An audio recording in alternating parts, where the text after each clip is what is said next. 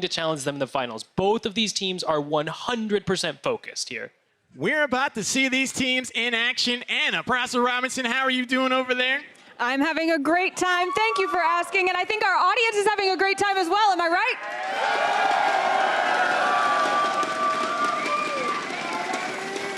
There is something so special about this crowd and about this event, and I cannot wait to continue it into our next match. As usual, it is my pride and joy to introduce you to our first team. They've come a long way. Let's meet them now. My name is Mark. My in-game name is Marky Bots, and I'm a pharmacy major. My name is Robert. My in-game name is Vader, and I'm an English major. My name is Alan. My battle tag is Fanta Fiction, and I'm majoring in accounting. I played with Mark in Heroes of the Dorm 2 years ago, so the 2016 Heroes of the Dorm. We both came back for this year, and we found that Fanta had already made a team through the website, and that's where we met Fanta, Matzo, and Seth. They play really smart, and they're strategic. Maybe the most strategic team of the four that we have here, and that could take them all the way. They deserve to be here. They have put in so much work. They have put in the time, they've studied their opponents, and they've done it intelligently. A big thing about a lot of teams is that they can maybe practice for 4 hours, but maybe they won't get a lot out of it. I feel like whenever we practice, even if it's only for 2, we'll learn a lot from it, and we'll learn from each other, and we'll kind of work together to build this, at least a stronger team than we were before, and we won't let our losses slow us down. Picking up Alan and Justin for our team was like a really big benefit for us, and also this time around we sort of have like stuck to our roles. You know, before we were like experimenting a lot, and I don't think that worked out too well for us. Yeah, it didn't. My family is super supportive, actually. It's really awesome to see, and so I'm super thankful to my family. They've been super supportive about me and my video gaming. Prior to this, no, they definitely have not been supportive of me, you know, playing games as much as I do. But you know, coming here, they sort of changed their mind, and you know, they're looking at it as like a good opportunity. My brothers, my friends, they've always been like pretty supportive. So. Yeah, my parents are indifferent about it. I haven't told them yet. I told them that I was coming to LA, but I haven't told them the reason why. We've played Pomona Ponies before in the regular season, and we actually lost 2-1, I think, to them.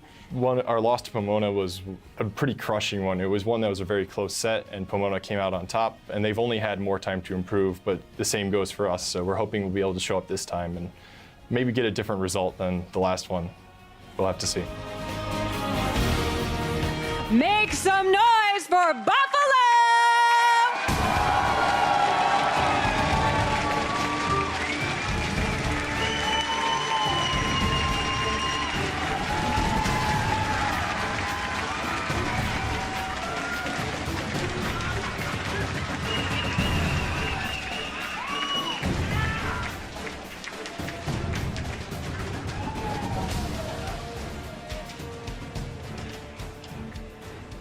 There's also another team that has come a long way and worked very hard to join them on stage. Let's meet them now. I'm Hunter, I'm El Cazador, and I'm a computer science major. My name is Josh, my in-game name is also Josh, and my major is physics. I am the tank player for this team. My name is Steven, and I play as Artificious in-game, and I am a computer engineering major. I mostly play support for this team. My name is Matthew. I'm Laldoda Sotis, and I'm an electrical engineering major. My name is Warren. My in-game name is Pally, and my major is computer information systems. Back during our freshman year, we were all living in the same residential dorm, and then when the Heroes of the Dorm tournament was announced, they had announced that anyone who entered would be getting a beta key. So none of us had ever played the game before, but we all spontaneously decided to sign up, try out the beta, because worst case scenario, we'll get a free game, you know? And we didn't really think we'd get very far. Our whole play style the entire first year of Heroes of the Dorm was he played one thing every single game, I played one thing every single game. There were no bans back then, so we literally played the same five heroes every single game. And we won every single game that way. It was really cheese. Illidan one trick, Rhaegar one trick. I don't even know what you guys played anymore. ETC, Diablo. So once Top 64 came out and we had to start drafting, that was a totally different story. But yeah, so basically we all sucked back then. Is all I can pretty much say. But we're here now, so works out. The Pomona Ponies, to me, I'd say that they're the most unpredictable team out of the Heroic Four. Yeah, I think our best plan usually is making sure we make less mistakes than they do. Yeah. And then hopefully it works out. Yeah. Right? Well, another thing we've been doing is we've been practicing a lot of new stuff, so teams don't really know what to pick against us, and hopefully we can pull something new out in the upcoming game. And I don't think any of the other teams really expected them to be there. So I don't think there's been a lot of research, a lot of understanding on what they can bring to the table, and I think that could be a huge advantage for them. They know that they want to play their game and they really want to go in.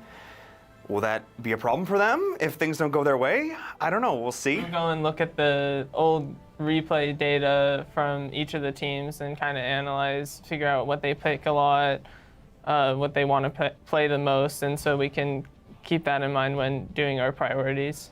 We've played Buffalo in the past in this tournament, and we won that series 2-1.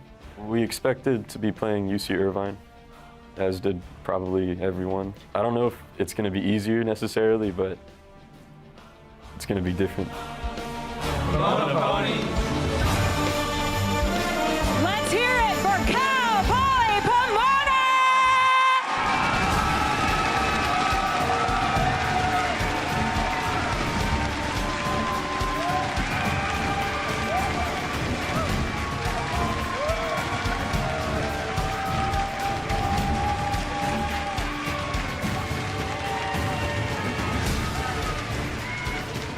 There's nothing quite like not knowing what we're going to see next, and I, for one, can't wait to just jump into this match. Casters, how about you? Oh, I definitely cannot wait, Anna. This match has been special to me. I've been really looking forward to this.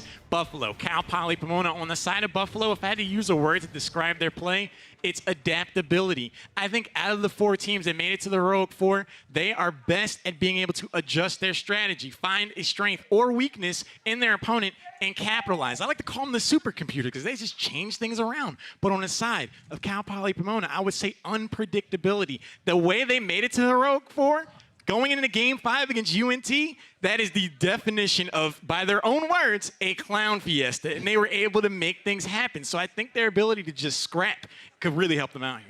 It was fun to hear both of these teams talk about their previous match against each other, because for Buffalo, they said this is a point when we realized that we need to up our game a little bit. Not as much as maybe another point, but they realized that Cal Poly Pomona had looked at their drafts and planned for them, and they were going to need to do that going forward. But Cal Poly Pomona were like, yeah, we didn't really think much of them. In fact, one player forgot they had even played Buffalo until Buffalo beat UC Irvine. That's when they started getting on their radar. Yeah, my favorite part about Cal Poly Pomona is probably the story about them starting in Heroes of the Dorm 1, and they're just like, yeah, we played what we liked every game. We had fun back then. We got into the beta, and they've been doing this every year. That is so amazing. It's defined their college experience. We've seen these teams walk out to the stage. I really want to take a closer look at Buffalo in particular because this team, to me, is the heart of the Heroic Four. These guys are scrappy, Fanafiction, Marky Bots, Matzo Balls, Vader, and Seth Lordson.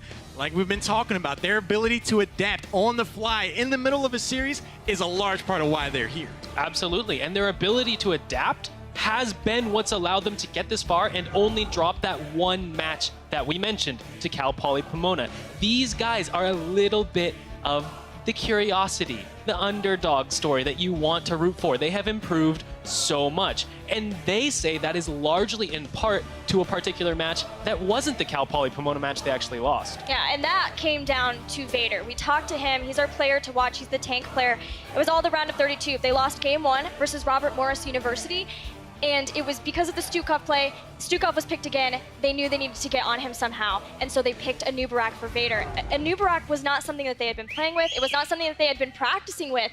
But they put the trust in Vader. They won. They won that series then. And they knew that that trust was rewarded.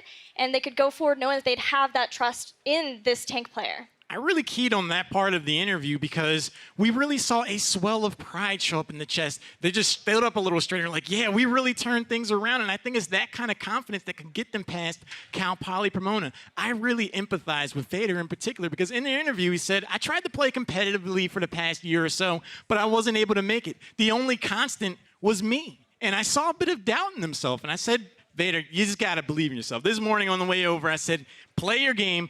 Trust your teammates. You're going to do just fine. But they're going to have a tough challenge against Cal Poly Pomona. The Pomona Ponies, if I'm on TESPA, I love this story. They are the exact example of what you want to see in Heroes of the Dorm. 5 friends that show up in the dorm, and they make it here now. Lodota Sotis, Josh, Artificius, Pally, and Cazador. I love saying that guy's name. Anytime you see this team show up, you have no idea what to expect. And if there is a trend as far as naming your in-game name to your out-of-game name, fan, Michael Udall, then Josh has a pretty good thing going for him here. But Cal Poly Pomona, again, one of our more underdogs. They've been playing together as a full team since they were freshmen, since the first Heroes of the Dorm, but they have matured a lot. That's the big deal that they talk about. They're less toxic overall. They're still memey, as we got to see. They still joke around with each other, but they're serious. They put in the serious work, and that's why it's different. Last year, every year, round of 32. This year, they're here at the Heroic floor. And it's not just their maturity and their dedication that's changed, although they have made huge strides there.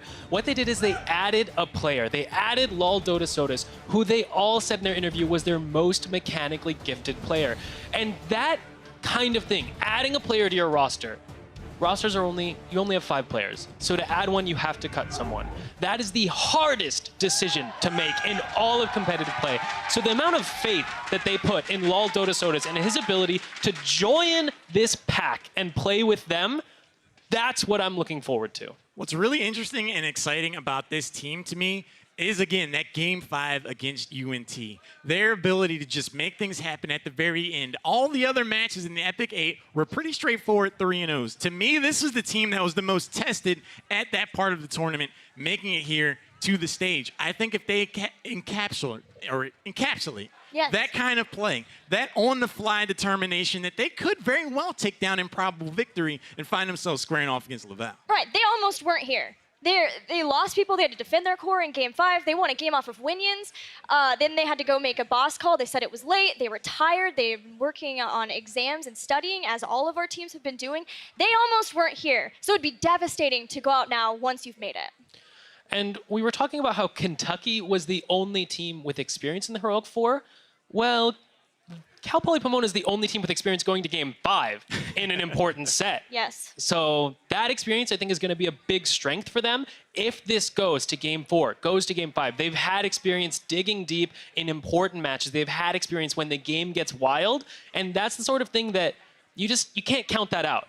Being able to go late and take advantage of it is huge. That is such a good point. I think it definitely can help them out at the end if it goes to Game 4 and 5. But Game number 1 is going to be on Cursed Hollow, a favorite of mine in particular because you can see what kind of strategy a team likes to employ. If you go for the rotations, what time do you go for the boss? When do you get the tribute? What kind of value do you get out of it? I think there are a lot of question marks going into the battleground for both of these teams as far as macro strategy. Do you think Buffalo have kind of planned this out a bit better, or is Cal Poly Pomona going to be like, we're not just unpredictable, we can go in this game with a plan too? It's hard to say because these teams have had so long to prepare for this moment, for this stage, for this match. They have been looking forward to it for weeks. This is the only thing on their mind. So both of these teams, I think, are going to come out with crazy strategies in order to try to get the upper hand. I think what we saw in that last matchup is the ability to adapt going into this part of the tournament. Showing Zeratul at the end of Game number 1 definitely took Kentucky off guard, so we very well might see a variation in strategy. But Game number 1, the draft is ready. We're ready to go. We're going to find out exactly how these teams stack up. We've gotten to hear some of the game plans for both of these teams for this match. For Buffalo, there's going to be some targeting of Al Cazador. Al Cazador, with how some of the changes have gone about for Cal Poly Pomona to bring in Lodota Sotis, is fairly new on the solo role, which means he may not have as big of a hero pool. He might not feel as comfortable. He might not know when he needs to pull back, when he's going to be ganked. These are all things that Buffalo are going to hope to take advantage of. But there's also a lot of cross comforts between the two teams. Diablo is a big one. Anybody who has watched Buffalo at all knows that their Diablo is insane. Vader is nuts on this hero, and having Hanzo is a pretty good pairing to set that up. But Josh also likes to play it, so let's see how this goes down. Wow. Cal Poly Pomona, we count commented on their unpredictability, and what a display of confidence to show Genji Abathur right out of the gate in your 1-2 pick. You are showing your strategy. You're showing how you're going to try to go up in this best of 5, and now it's up to Buffalo to see how they decide to respond. They go for the Dahaka. They want the global pressure. They pick up Malfurion, a staple, a mainstay as far as support goes in the current meta. I do think that Buffalo is going for a much more standard route, and they're getting a lot of value out of these picks. Buffalo is going standard, but I actually think in this 2-3 slot, they've taken a little bit of an upper hand in the draft. They've neutralized the Abathur split pressure, so the Dahaka Global is going to completely negate that advantage, plus the Malfurion to defend the Hanzo in the backline against the Genji. Once Genji goes into the backline, he is all in, and he's going to be facing down a Twilight Dream. Historically, we have seen that completely destroy overzealous Genjis who expect to be able to get the kill. They get silenced out of their Dragon Blade. I think what we just saw here at that portion of the draft is the characteristics of both of these teams. Cal Poly Pomona, they love the unpredictability. The crowd really enjoyed the Abathur Genji, like I'm sure we're about to. But then we saw the strategy be employed by Buffalo. They see the Genji, they see the Abathur, and they're like, okay, we can shut that down by taking the Dahaka. Anytime that worm tries to body soak, he can have a pretty rough go.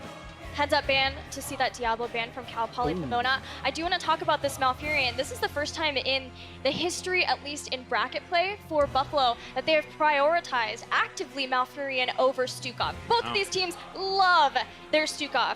But Buffalo, in having it denied in the final couple of rounds of bracket play, picked Malfurion, but always went with Tranquility. So I do hope that we still see that Twilight Dream as a way of threatening that Genji. It definitely depends on what your front line ends up being and whether you think the Hanzo can survive. I lean towards the Twilight Dream because it's a big difference playing against a solo Genji diving or a Genji with an Abathur hat or even double Genji. I mean, that is so Terrifying. scary. Yeah, so I think hopefully they can adapt to that and play both heroics of Malfurion, but I have to wonder here if Buffalo's going to ban out the Stukov. We saw in the last set when Laval got Stukov for free later in the draft, it was absolutely devastating. Not only was it tough to go into the Stukov because of the silence, but the disengage got a ton of value also. They're going to opt to ban Altair. They do not want to deal with the high mobility on the front line or Sanctification. And then on the other side, Cal Poly Pomona, they have their eyes on ETC and Rhaegar. Now we're seeing more traditional picks. That reset of the health bar on Genji could very well determine a team fight from Rhaegar.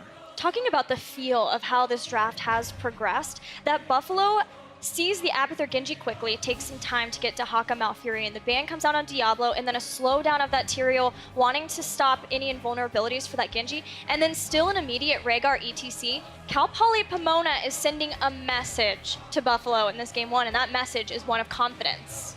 And I think you need to do that in the best of 5. You're out here on the stage, everything's on the line. You've been playing, practicing for literal years. You got to go in and make that statement early and often. 2 more heroes to select now for Buffalo. They got the Hanzo, Dahaka, and Malfurion. Standard choices, but I do think we could see something interesting to round things out. What kind of front line do you think we're going to see here, Don? I want to see Buffalo get something good at countering the engage that Cal Poly Pomona is threatening, and I think that Garrosh is a fantastic choice for that. So Garrosh is mostly known for his early game threat of being able to fling someone behind you and then stun them in the middle of your team.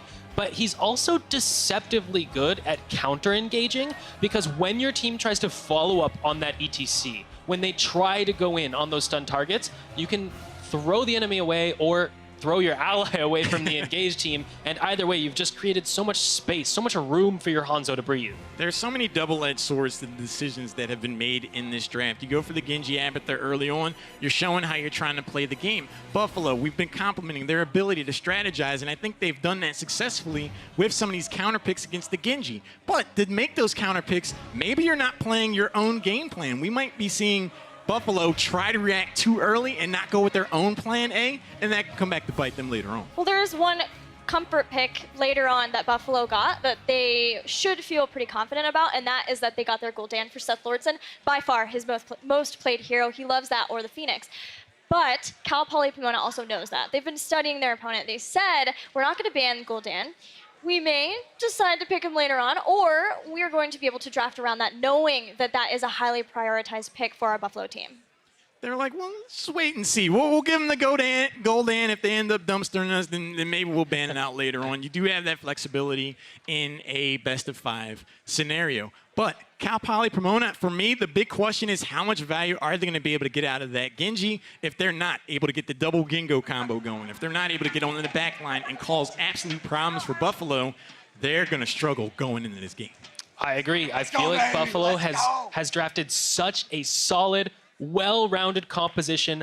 All eyes are on Cal Poly Pomona at this point to see if they can execute this difficult composition. Buffalo definitely has the more straightforward strategy. They have a lot of responses to the Genji, but enough talk. Game number 1 on the second match of the semifinals is ready to go. And Viram, how pumped up are you? I see a Genji Abathur first pick. I'm pretty pumped here for our second set of the evening. The Source, how are you feeling? Double Genji is going to be fun, but Cal Poly Pomona gave me my Planet Cracker Leoric combo. We have some exciting stuff. I expect a Planet Cracker out of these guys. At minimum, they play the Phoenix well. They make it entertaining. So this is a good way to start off game number 1. Well, let's see if they can execute it here. It all comes down to this for these teams. Enough talk. Let's get into our second set of the evening. Make some noise for both of these teams.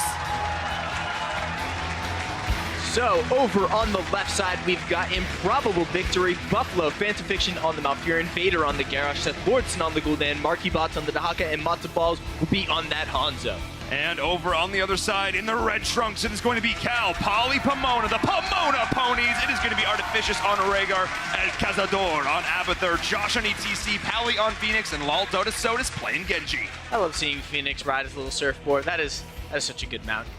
It really is. I mean, it's like, yeah, you know, I really want this epic Protoss hero of lore and legend riding on a surfboard. And thank you, Heroes of the Storm. As we get into this first game, both of these teams have done things that we did not expect from them. They have both come out and put up impressive showings in their respective games. But of course, the last time they met, it went one way. Buffalo's going to look to see if they can correct that past mistake. What's interesting is Cal Poly Pomona has the theoretical triple global. I only expect one global, and that truly being the Abathur. I don't see them going stage dive. But if they go Planet Cracker, they have that pseudo global. You get Planet Cracker plus a Mosh Pit. Again, everybody's thinking about that Wombo combo 5-man Planet Cracker. No, it is about splitting up the team, setting things up. So if they can do that, again, on a map like Cursed Hollow, you're able to cut off a lot of retreats, really set up things around the tributes, and it opens up a whole new level of play we haven't gotten to see because teams just haven't been trying it yet. For a lot of these teams, it's really going to come down to finding the combos they've practiced, those tried and trues, the things they've done time and time again. They've had the chance to study up, to practice for this match in particular.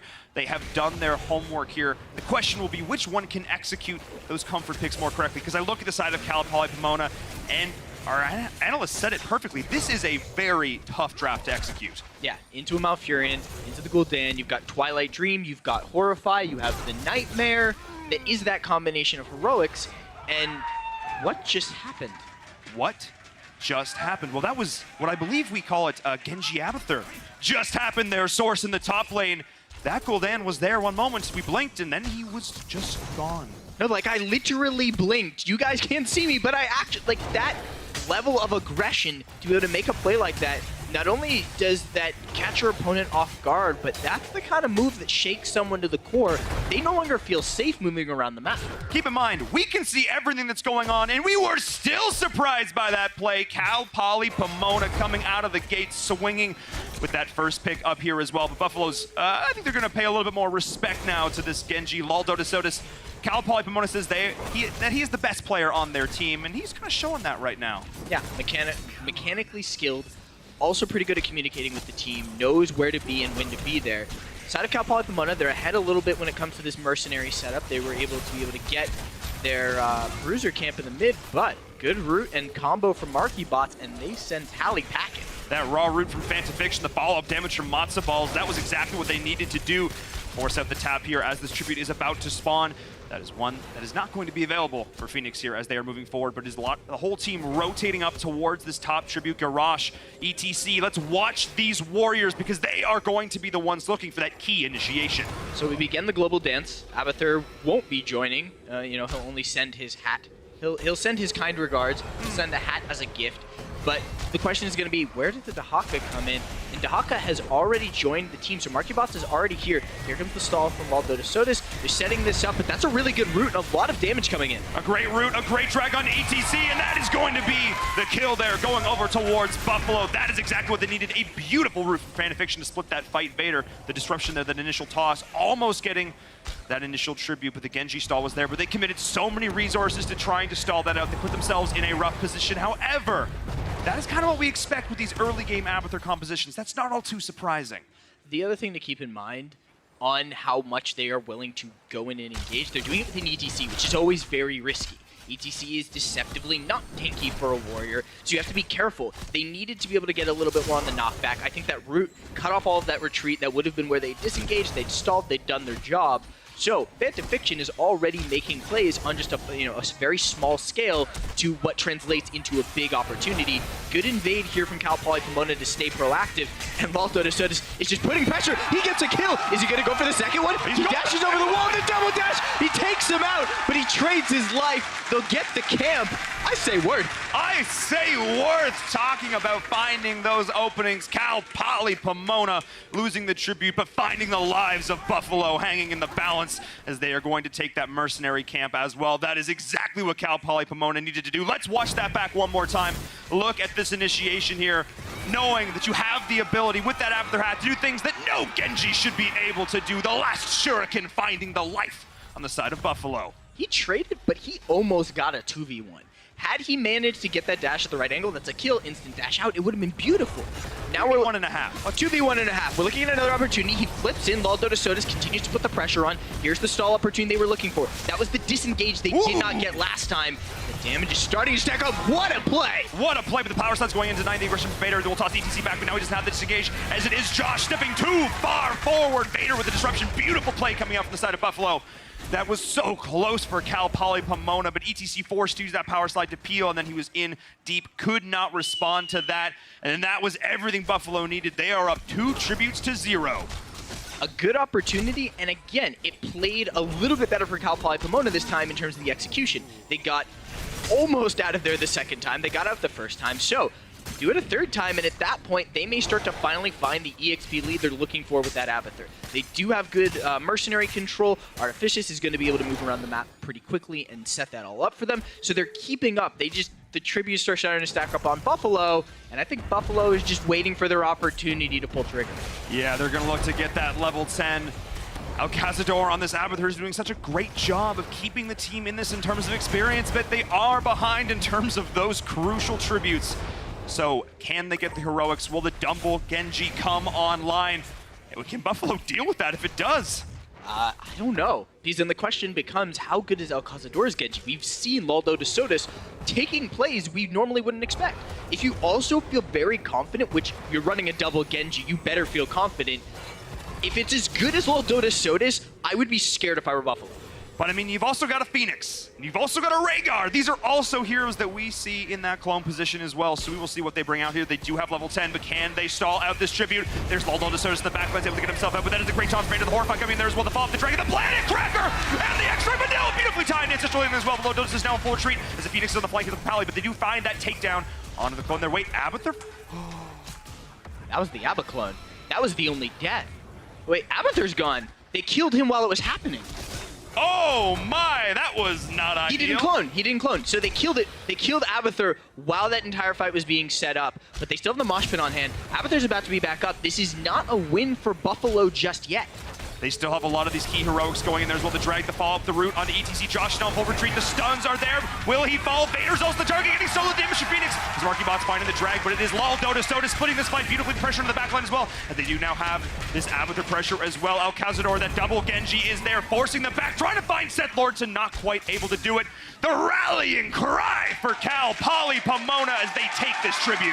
I just want to go back to how Josh is still alive. Yeah. Managed to get out of there. That, despite losing the Abathur, there wasn't another go button for Buffalo. They pretty much used everything to set up that initial play, and just off of that, just the way the timing worked out, Cal Poly Pomona, they find the opportunity. Now there's another tribute in their hand. They've got their heroics online. The double Genji has proven to at least be able to put significant pressure into the back line of Buffalo. Question becomes, if Cal Poly Pomona is all together to make that play, what happens? Do we instantly lose Seth Lordson because he almost went down? He almost did, but Cal Poly Pomona has found their win condition. They have made it post 10 with an Abathur comp, and they are going in now. Oh no, not going in the way they wanted to though. Is that his ETC the throw going in the follow-up? MarkyBot's not finding the drag there. Beautiful cleanse going in from Artificious, denying that pressure onto the Phoenix, but that is going to be the forced retreat from Cal Poly Pomona. Post 10, you get the Abathur and you don't get cursed. That's the dream, that's the goal. But in the end, they secure it, but it is going to be the tribute going over the way of Buffalo. That will be the curse. That is how you answer into a solo warrior ETC. You destroy him the moment you see an opportunity. They burn 3 heroics, but what does it matter? They managed to get the curse that's going to give them that global pressure. Dehaka hasn't really been able to do a lot of that global shenanigans because they've wanted him there as a part of the team fight because they're just willing to take the fight. They don't want to play it slow and give Abathur the opportunity to find any possible value. MarkyBots will be under a little bit of pressure. Is gonna get the drag onto 1, burrows down, but I think he might die for that. Yeah, he might. There's the power slide, the essence is burned, and that is MarkyBots caught between a rock and 3 enemy heroes. Not an ideal situation. A great rotation from Cal Poly Pomona, finding that overextended Dehaka. That was exactly what they needed to do. They are only down half a level at this stage in the game. The crowd is here cheering them on. You can hear it. But Buffalo has something to say as well. Cal Poly Pomona are going toe-to-toe with their opponents. I want to see what this 13 team fight looks like because we haven't truly seen a really, really clean team fight from either side just yet. It is still pretty early on. It is only game 1. But with that setup that Buffalo has, all of those massive game-playing heroics, when they used it before, it got pretty much disengaged. I want to see whether or not they can actually pull off that Wabo combo. Get that taunt, get that arrow, maybe even throw in the Twilight Dream and really shut down Cal Poly Pomona. And then on the flip side, just Cal Poly Pomona get into the backline before there's any opportunity for Buffalo to set up. Buffalo has every ability to disengage on these fights. They have so much control with these heroics between the Horrifying, the taunt, the arrow. As you said, they have all this ability to shut down the aggression of Cal Poly Pomona. The boss play. The boss play is potentially coming in, an aggressive boss posturing as well as both these teams look towards this here. Well, their team being reached for both sides right now, but it is Cal Poly Pomona pulling out an aggressive play here. Buffalo's like, hey, we can take a boss, let's do it as well, but they are actually behind here on the 8-ball. Yeah, this is a little bit of time. Granted, it is 4 people to 5. They don't have a great boss-taking team on the side of Buffalo, or on the side of Cal Poly Pomona. On the other side, Buffalo, they'll do that pretty quickly with the Hanzo. So there isn't really enough time for Cal Poly Pomona to be able to rotate in, but the hesitation from Buffalo is a minor concern because that, in another opportunity later in the game, that could be game-breaking. A few seconds is all it takes to decide a win or a loss in Heroes of the Storm as they are pushing in here onto the top keep. They know that the boss from Cal Poly Pomona still has that fort to go to, so they are the ones who will be the aggressors here in the top lane. Vader is the one I am watching for. We know when this man plays, the emotions are high, and he is going to go in here and try and rally for his squad, try and find that initial opening looking in here. But Josh is trying to peel for the team. The boss is pushing in. These keep towers are falling, and this boss is still at half health. They haven't found an opportunity to go in just yet. It's going to take someone being out of position, and Josh feels very comfortable playing just instantly knock him back, walk away, knock him back, walk away, but here come the double Genjis. The double Genji. Oh, they planted a cracker! The follow-up, there's the taunt, taking him down as well, the Horrify, but the Ancestral Healing's there, beautifully done, the nice timing there, so forcing back the side of Buffalo. The health bars are getting so low, and it is Malfurion who will fall. So much committed to denying the double Genji, and low, Dota Sodas is going off, ripping apart the side of Buffalo. They are in full retreat, and that is going to be Cal Poly Pomona with the hold. You get the double Genji, you get the opportunity, and Cal Poly Pomona delivers. They had Josh that fight. Everything is different. It's a whole new world. It is a whole new world indeed here, as they are now the ones fully in aggressive stance, pushing in onto the side of Buffalo. Level 16 is around the corner, and this comp in the late game, this is going to be scary. We haven't seen a mosh pit yet. Josh has actually been unable to use that whatsoever because the way these fights have been setting up, it's been so quick, so just everything is happening pretty much in an instant. You get a Planet Cracker to split things up, you get that to put in what damage you can, and it's basically the Genji show. The Genji show ×2 as we go in here. The backline, so many resources committed on the side of Buffalo to just keeping those crucial damage dealers alive. but I have to say, the ancestral healings from Rhaegar have been on point every single time. That is the only, or one of the crucial reasons that Cal Poly Pomona is in this game right now, because when Lal Dota Sodas goes in, he knows that Artificious has his back. These guys have been playing together for years, and it shows. This almost feels like old school Illidan style play, where you go in as the Illidan, you disrupt literally everything, everybody pours resources into getting you, and if you manage to get away with it, the rest of your team is there to just absolutely clean up the fight, or just to re-facilitate the Illidan to do that. It feels like Lal Dota Sodas is playing that style of play on the Genji, where he wreaks havoc, and then everybody turns at him, and his team is ready to back him up. He's drawing all the focus of Buffalo, and meanwhile, we just see Pally chunking away there with that Phoenix. The real damage coming out here as well. They're not respecting that here. Buffalo needs to identify the key targets as they go here, because one more tribute for the way of Cal Poly Pomona will be the curse here as they have pressure out across the map. There's the arrow going in. Can Marky Bots find the tongue? There it is. Got him. The cleanse is there. The Twilight Dream not getting the kill. Will they have it? The ancestral healing! But it is going to be the kill. Still going the way. Buffalo Predator cracks the device. Well, Marky Bots not able to get the Exploding Burrow as well. That is the stun, the follow-up, but it is Genji in the backline. El Cazador as well. The double Genji's going in. Can they find the kills? No, they cannot do it. And it is going to be Buffalo weathering this storm. Heal him, no! Almost. One more Protoss dies on the battlefield, but he'll be back. But an awesome setup from Cal Poly Pomona. They almost got away with it, and Buffalo finally find their rallying point. They found it there off of a great initiation, and now it was the side of Cal Poly Pomona who had to commit every resource, and all the while, it was the side of Buffalo just charging in, and Cal Poly Pomona just could not rally there. Pally survived, but at what cost? I mean, it cost pretty much everything. The biggest problem I saw in that, it was, and it's minor, the angle of the Planet Cracker needed to be a little bit steeper to cut off more of a retreat, so that there was only one place for them to go, because you don't always want them to necessarily have to walk the Planet Cracker. If you can get them to walk in a corridor, you can easily start to pick them off and put the pressure back in. That minor thing might have, saved somebody on the side of Buffalo. We saw how low Malfurion got, and there wasn't a reset from the Genji, but the opportunities were there.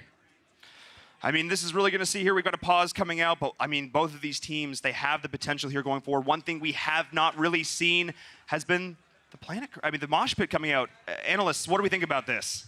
Well, I was hoping we'd have some excitement going into this next best of 5, and what we've seen so far is just a fever pitch back and forth battle between Buffalo and Cal Poly Pomona. I think this is what we expected, and it's exactly what we're getting. I was just eating my popcorn, enjoying the game because it's been fantastic. Whoever starts the fight is the one who usually is ending it, and it has been a brawl. Absolutely. The synergy between Buffalo here in these engages has been absolutely phenomenal. The Hanzo arrow and then the Gul'dan just following up immediately. The Garrosh, as soon as he sees the arrow, he starts walking forward. Dehaka as well. You can tell they're all on the same page. They have that team synergy. They've played together for so long.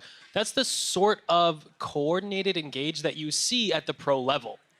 What I've really been excited to see is Artificious's ability to just reset a health bar at a critical moment with this ancestral healing. You would see Buffalo commit so many resources to try to get that first takedown, and then out of nowhere, you see that green energy show up, and out of nowhere, they're back into the fight. The double Genji combo has also been doing a lot of work, but before we jump back into this game, we're going to pass you over to Anna Prosser Robinson. We got a special guest. Hey guys, I'm here with Jake and Bob. Who are you guys here cheering for? We're here cheering for Buffalo. And why is that? Because my son is playing his brother. Yeah, who's that? Robert. Robert? Vader. That's right. Let's hear it for Vader, huh? How are you guys enjoying this game so far? Oh yeah, it's a great game so far. Very close. More entertaining than the last games, in my opinion. How more entertaining than the last games? Because your brother's playing? Oh yeah, definitely. Just for that reason. I guess so. How much about Heroes of the Storm do you know, and how much is new and exciting to you? I know nothing. That's why he's here. Yeah. Are you explaining it to him? You're his own personal commentator? Yeah, I play a lot with my brother, so I know a fair amount about the game. So what advice would you have for him right now? Keep playing the way he's doing, never int, and stay calm. Does that make any sense to you? No. Other than stay calm. Absolutely. Now tell me a little bit about watching your son play in something like this. What's going through your mind? I've been watching him his whole life. I mean, I watched him play Little League football, watched him play in high school for a while. We used to play video games together way back when. I haven't played in a long time. This is a whole different world to me. Like I said, it's fun to watch, but it's like learning a language. I have really no idea what's going on, but I like just being in here. Electricity is amazing, just watching everybody. A lot of gamers have trouble explaining to their families why they love doing something like this. If someone is watching from home that might be a parent or an esports athlete who might be trying to explain to their parents what something like this might be like, what would you say to those parents that it feels like to be sitting here watching your son play like this? It's just a proud moment. I mean, to give as much support as you can. He came to me, I think it was mentioned by one of your announcers that he was considering going the pro circuit at some point.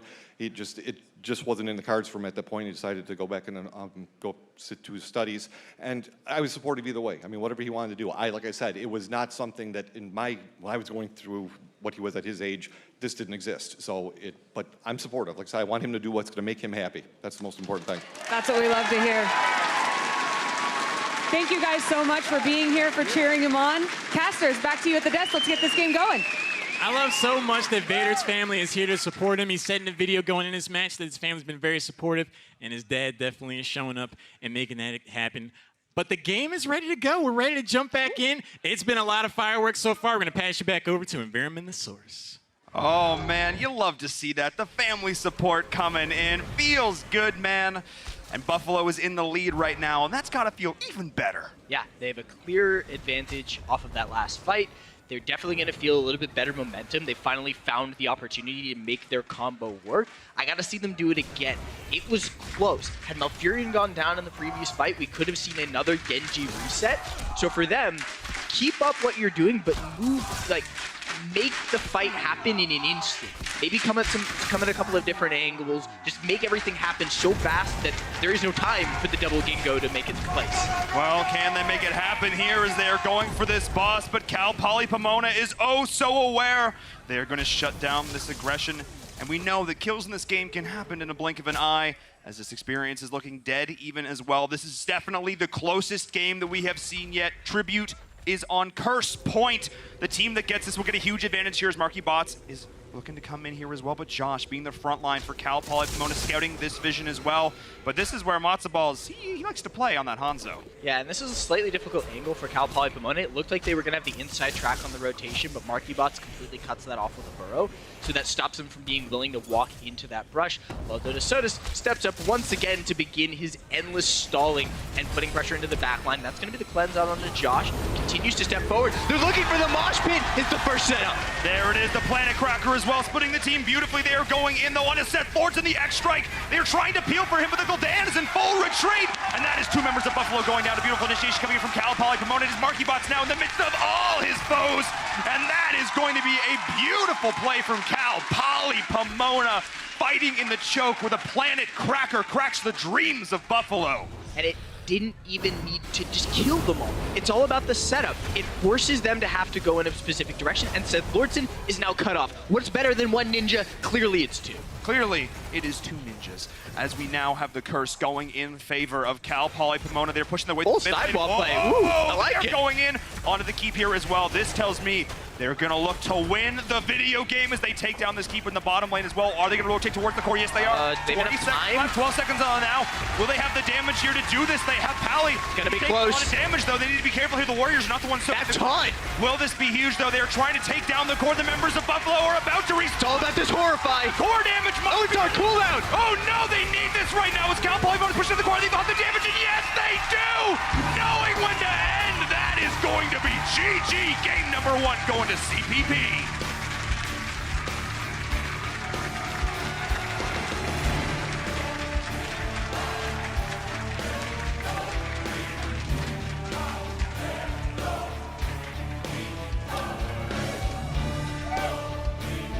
Here for Cal Poly Pomona definitely enjoyed the beginning of this best of 5. That was some very impressive play going into this matchup. I said the word I'd use to describe is unpredictability, and that last team fight I think was a prime example. They go in for the Planet Cracker, they go in for the ATC engage, and the Ancestral Healing came out before there was even a response because they thrive in chaos. Everyone on the side of Buffalo had to scatter, and then the team fight was CPPs. They are playing their game right now.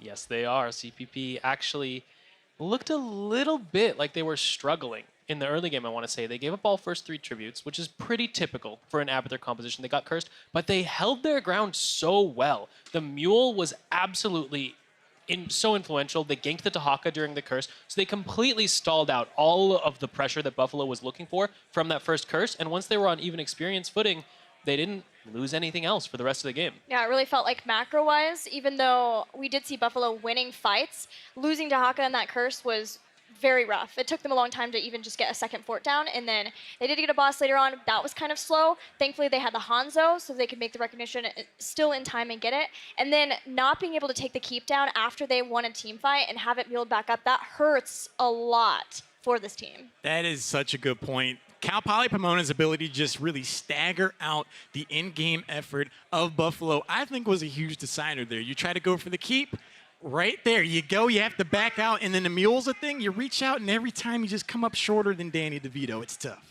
And there are some strong individual players, too, from Cal Poly Pomona that put on a show that last match. Lal Dota Sodas' Genji was phenomenal. And though El Cazador got caught as Abathur once, that he has adapted. He's the solo laner we were talking about. He made the adaptation to bring in an Abathur of all heroes and play it well with the double Genji. They put a ton of pressure on in the backline. Fantafiction was always getting just completely dove on by those two Genjis. Cal Poly Pomona showing confidence at the beginning of his best of 3. We're going to take a short break before we jump into game number 2. Don't you go anywhere. There's a ton of excitement for this matchup.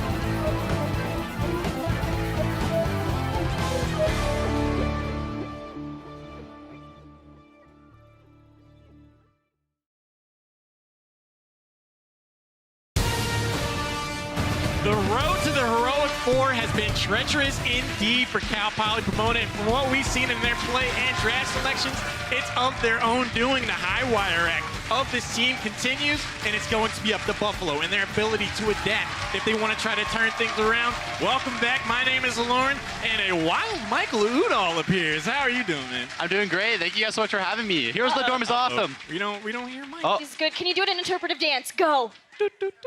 I think that means yes. Is that- He's doing great, and he's excited to be here.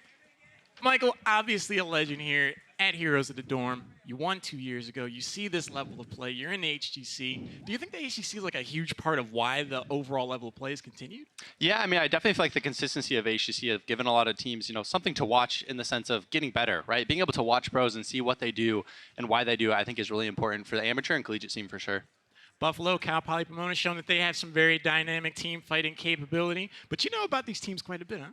Yeah, I mean, I personally got to spend a lot of time with the Buffalo boys. I kid you not, we went to Buffalo Wild Wings. I'm not making that up. We went to Buffalo Wild Wings, and they're a great bunch of guys, honestly. They were telling me that they haven't, the state of Buffalo, the country, like the state of Buffalo, or the city of Buffalo hasn't won a national championship in about 100 years. The last time was in the 60s. Wow. So that's a lot of pride for them that they want to, take that back home with them. It definitely adds context to their journey here to the Heroic Four. They want to bring that championship back to their city, and they very well could do that. Game number 2 is going to be on Tomb of the Spider Queen, a battleground that I think is well suited to how they like to play the game. Has the download completed? That's my big question. If they understand the strategy employed by Cal Poly Pomona, they can get some really good things going in the beginning of this game.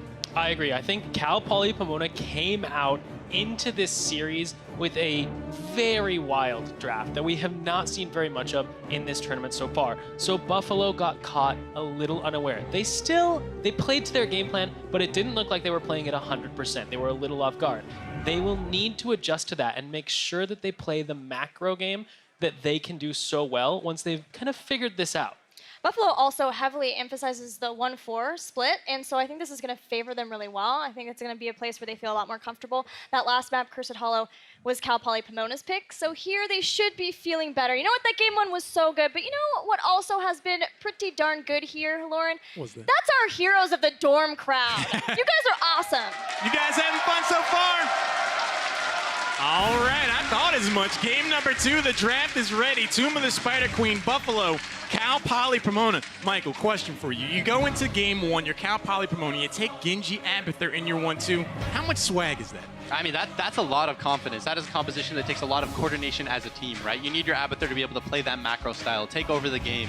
And you also need a lot of coordination with when do you clone Genji, right? When do you go in? When do you go together? Because that's what that comp's all about. It's a lot of confidence. I like it. I'm really curious to see if they decide to keep that kind of unorthodox play going. It's definitely worked out for them. They're 1-up in this best of 3. They're going to try to take Maiev off the board. Pretty much getting banned all afternoon. Yeah, one hero that I had a lot of questions about was Maiev, actually. Generally, we've seen her be in the second ban position with the first ban team banning Medivh. But in this instance, we haven't really seen Cal Poly Pomona ever play Maiev. And for Buffalo, Matzo is a fiend on that hero. So I wondered if seeing Cal Poly Pomona now switch over to the first ban, they would have to switch that up. They do, but Buffalo are still fine to ban the Medivh anyway. It feels like these teams just made some kind of agreement. You ban out the Maiev, I'll ban out the Medivh. We don't want to see either one of these heroes at the Heroic Four. It's been a staple and trend thus far. Tomb of the Spider Queen, first pick for Cal Poly Pomona. They want the Garrosh. They want that excellent exclamation point on how they engage. Yeah, I love the Garrosh picks. Very strong hero, and it looks like they are going to get the Blaze Gul'dan follow-up. I love this. This is screaming, we want wave clear. We are taking control of the macro on this map, which Tomb of the Spider Queen, it is all about macro, right? You need to be able to push with those web weavers, and you need to be able to clear those web weavers. Super strong, solid wave clear heroes for the side of Buffalo. Absolutely. Okay. Gilly was talking about how Buffalo excelled in the 1-4 style and in those rotations. And I think Gul'dan is, like you said, a nod to that, a nod to the macro control on this map, a nod to the rotations. And it's just a really solid pickup. We've seen Blaze, when he first started getting picked, it was on Tomb of the Spider Queen, and then he kind of ran rampant, like, on every map. I mean, no kidding. And now he's back to Tomb of the Spider Queen, his homestead. Like a brush fire, you might say. One could. Say that. I really like the psychology in his first pick of Garrosh. We saw Buffalo use that hero last go around. They didn't exactly win. For Cal Poly Pomona to say, hey, we can take this hero and make better use of it than you can, that could be a huge knockdown to the confidence of Buffalo in this best of 5. Yeah, and focusing on that Garrosh, Tomb of the Spider Queen is one of Garrosh's best maps, right? It's so much about rotations. You have so many opportunities to, hit that Q plus flip, right? You're giving Garrosh a lot of opportunities to get you picks, whereas on Cursed Hollow, it's a much bigger map, right? You have a lot less rotation. So I feel like the Mouth Junkrat pairing with the Garrosh, right? Being able to follow up with the root and even, a second displacement. You have 2 displacements, so your Gul'dan might be safe, and then he might be in behind your enemy's backline, right? So I like these followed 2 picks, and Junkrat does bring a lot of wave clear, which is really important. Junkrat's that unique X factor that I don't think many other heroes are really able to bring to the table outside of a hero like Garrosh. So to be able to double down on that front, we saw Gul'dan positioning be somewhat suspect in the last match. If he tries to step over that line at all, he could find himself waiting to respawn. But the second round of bans is here. You're looking at this, you got your solo laner in Blaze, you have Gul'dan, your backline, and wave clear. You're going to try to limit the mage pool. Buffalo takes Jaina off the board. Yeah, I like the Jaina ban. I think she's just an excellent follow-up to the Garrosh Mouth. It's so much kill pressure that you can let the Junkrat basically control the whole macro of the map on his own, while those 3 basically are a roam squad that can be super deadly. So I like that ban. I think it's reasonable, especially because they already have the Gul'dan. You don't want to stack those anyway. Solid deny. But my concern is that Cal Poly Pomona, they defeated the Gul'dan last game by just diving so far into the back line, isolating that hero, making it really hard to hit those big Horrifies and get value in the team fights where he really wants to play a slow, drawn-out game. This Junkrat Malfurion style is not quite as good at, just skipping over the front line like we saw last game. It also requires a lot of coordination to be able to accurately follow up. Most teams are coordinated enough with the Garrosh picks, but around that Junkrat too. I expected this ban for the Stukov, given that we saw the Malfurion, and that limits Buffalo quite a lot, especially since, again, generally the favored support for both of these sides is the Stukov. But I honestly thought a ban on maybe a Sonya from Buffalo was going to be more apt with how much they were talking about trying to deny what would be a strong pick for El Cazador. I think that's a really good point. I'm really liking the versatility and research we're seeing here from Cal Poly Pomona. You ban out the Stukov. Sure, it's a very meta-conscious decision, but if you've done any homework on Buffalo at all, you know that they have a ton of affinity for that support. Taking that off the board is definitely a question mark. How deep is your support pool? If you're not going to be able to keep your back line alive, Gul'dan's going to get rocked, and we're going up 2-0 in its best of 5. Yeah, I mean, I'm very curious if we're going to see a Hanzo come out for the side of Buffalo here. That gives them a very strong backline. They do pick up the Johanna. Okay, the Johanna and the Hanzo. This is a beautiful composition, if you ask me. You have 2 beefy frontliners with huge wave clear in the front, and you have 2 really high DPS backliners in the Gul'dan and the Hanzo that both have very impactful ultimates that stop dive, right? You have Fear to stop that coming, and you also have the Hanzo arrow. And what Gilly was saying earlier, they don't really have the dive to get to that Gul'dan, right? That's something that really worked for them last game, and I'm a little nervous for them this game where they don't have the ability to get to that Hanzo or that Gul'dan. I think they're confident in themselves. It's a different style of engagement this go-around with the composition that they themselves have decided to take. Genji was not banned out from this, so they just made the active, conscious decision. We want to try to find success a different way. To me, that is a huge vote of confidence. I really like the adaptation that we've seen from Buffalo, though. You have the wave clear, both Gul'dan and Johanna. I think last game, Buffalo went for a more team fight-oriented composition, but now they're just trying to play the map. I do want to say that though we didn't see Johanna have a lot of success in the last match, this is a strong comfort hero for Vader, and it's on a very good battleground to have it on Tomb of the Spider Queen. He makes some plays, so much so that he had it target banned against him. Though that is pretty interesting to see that Leoric is taken by Cal Poly Pomona. I thought for sure the first team to bust him out in the Heroic 4 would be Buffalo. They get Leoric. They're going to get Phoenix too, but I do want to point out, unlike the last draft, Cal Poly Pomona took a lot longer with this draft. The last one was constantly them going with the game plan. This time, they're adapting to Buffalo. That might make the difference for Buffalo. It could make the difference for Buffalo, but my concern here is what support do you pick? Cal Poly Pomona is 100% focusing the front line at this point. Leoric, made for killing frontline. Garrosh threatens the front line.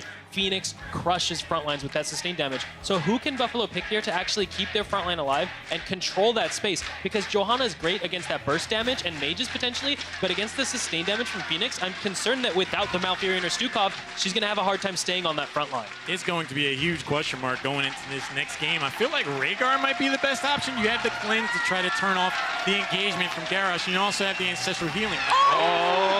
That goes. But Decker Kane is in the building, everyone. Make some noise if you're excited to see that new support. Whew. Wow. Fantafiction, out of everyone in Buffalo, has been playing the game the shortest. He just started in the last year playing. Wow. So for him to be the first person to bring in our new support is super exciting for me. Well, I was going into this draft and I was thinking, we're seeing a lot of confidence, charisma, and bravado from Cal Poly Pomona by taking a composition that is markedly different from how they approach game one. I thought we might see some more standard play out of Buffalo, but they're showing that they have some confidence too. They got a little bit of swagger. They're going for the Decker King the first time we're seeing him here at the Heroic Four. You're venturing into the unknown. We've seen his work very well for Buffalo, especially back at the round of 32. It could happen again. Yeah, I mean, I like the Deckard Cain here. It brings a lot of CC, good sustain. I mean, this very much is going to be a battle of who kills the opponent's tank first, right? And I think Deckard really helps with that. He brings that root. He brings that extra CC that, he's going to be able to match up versus that Mouth. I like the pick.